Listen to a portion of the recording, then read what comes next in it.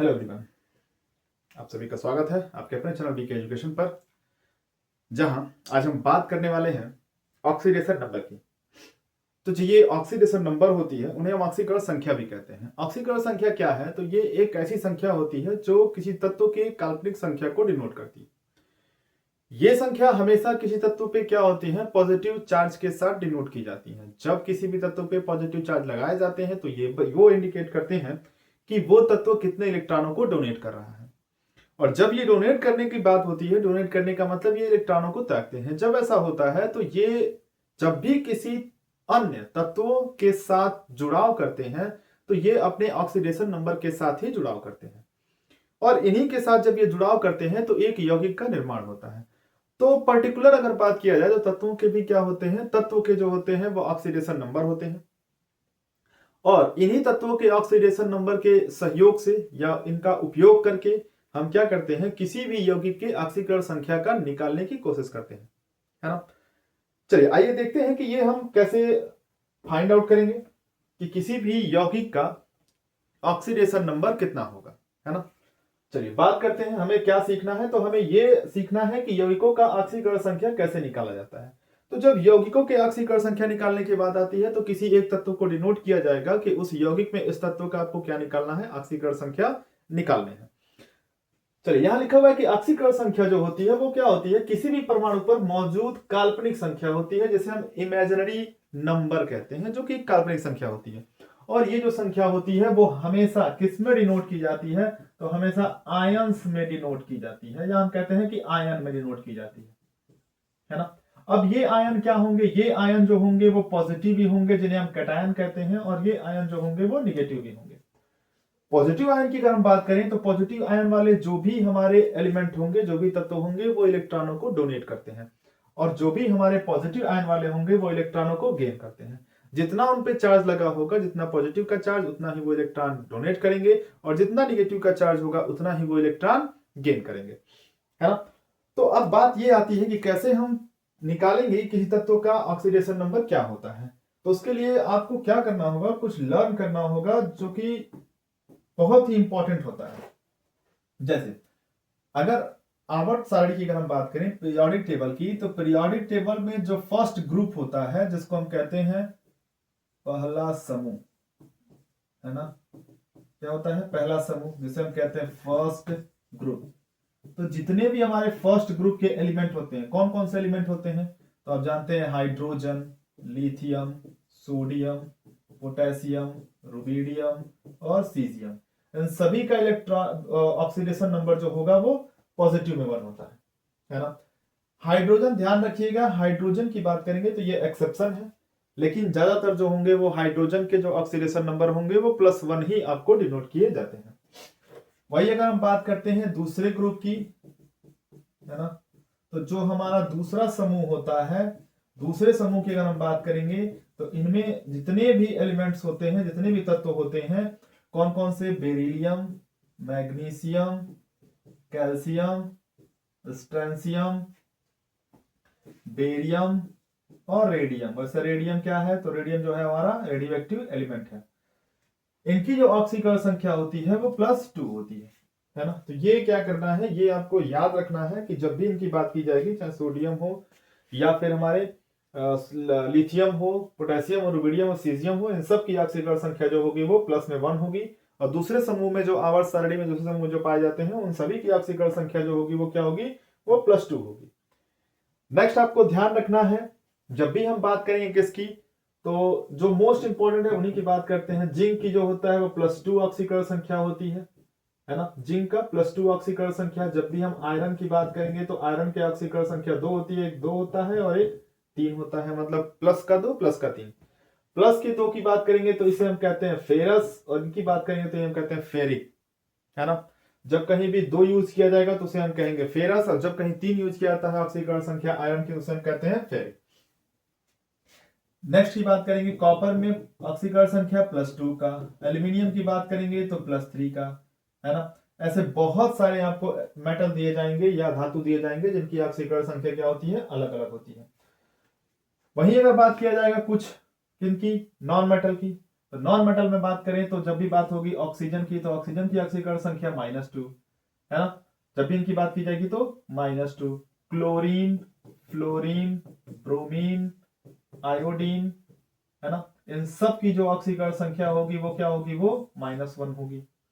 तो ये ध्यान रखने हैं आपको। सल्फेट की ऑक्सीकरण संख्या -2। जब भी बात करेंगे कार्बोनेट की तो इनकी भी -2 है ना। जब भी साइनाइड की बात की जाएगी तो -1। तो इस तरह के बहुत सारे एलिमेंट हैं जिनके बारे में हम पहले पिछले वीडियो में बता चुके हैं। अगर आपने नहीं देखा है तो उस वीडियो का लिंक जो होगा इसमें दे दिया जाएगा, आप उसको जरा ध्यान रखेंगे, है ना, और उन्हें क्या करना है, लर्न करेंगे। चलिए अब बात करते हैं एक ऐसे फॉर्मूला की जिसका यूज करके हम क्या करते हैं, जिसका यूज करके हम किसी भी कंपाउंड के, किसी भी यौगिक के ऑक्सीकरण संख्या को निकालते हैं, है ना। तो उसके लिए क्या करना होगा, देखिए जब भी उसकी बात की जाएगी तो वो आपको एक फॉर्मूला ध्यान रखना है। जब भी फॉर्मूला की बात की जाएगी तो एक फॉर्मूला आपको ध्यान रखने हैं। और ये कौन से फॉर्मूले हैं, तो अगर कोई आपको यौगिक दिया गया है तो यौगिक हमेशा क्या होते हैं, दो या दो से अधिक तत्वों से मिलके बने हुए होते हैं। लेकिन जब भी यौगिक का निर्माण होता है तो दो या दो से अधिक तत्वों का एक निश्चित अनुपात में मिलकर यौगिक का निर्माण किया जाता है। चलिए इसमें बहुत सारे तत्व मिलेंगे तो आपको फॉर्मूला लर्न करना है। पहले तत्व के मोलों की संख्या, कितना मोल दिया गया है, मोलों की संख्या उसी पहले तत्व के ऑक्सीकरण संख्या से क्या करना है, गुणा कर देना है, ये जरूर ध्यान रखेंगे। फिर प्लस होगा दूसरे तत्व के मोलों की संख्या, क्या करना है, दूसरे तत्व के मोलों की संख्या और दूसरे तत्व के ऑक्सीकरण संख्या से गुणा कर देना है। और ये काम आपको तब तक करते रहना है जब तक उस यौगिक में तत्वों को या तत्वों की संख्या खत्म ना हो जाए। और जैसे ही उन तत्वों की संख्या खत्म होती है तो हम क्या करते हैं, हम इक्वल टू करके पूरे पे जो चार्ज होता है, पूरे यौगिक पे जो चार्ज होगा उनको हम उधर इक्वल टू के उस साइड में दिखाते हैं, है ना। तो फॉर्मूला ध्यान रखिए, यही फॉर्मूला रिपीट होता है। जितने तत्वों की संख्या बढ़ेगी उतना ही ज्यादा आप क्या करेंगे, इस फॉर्मूला को बढ़ाते चले जाएंगे। जब भी आपको किसी यौगिक में किसी तत्व की ऑक्सीकरण संख्या निकालने की दी जाएगी तो उस तत्व का ऑक्सीकरण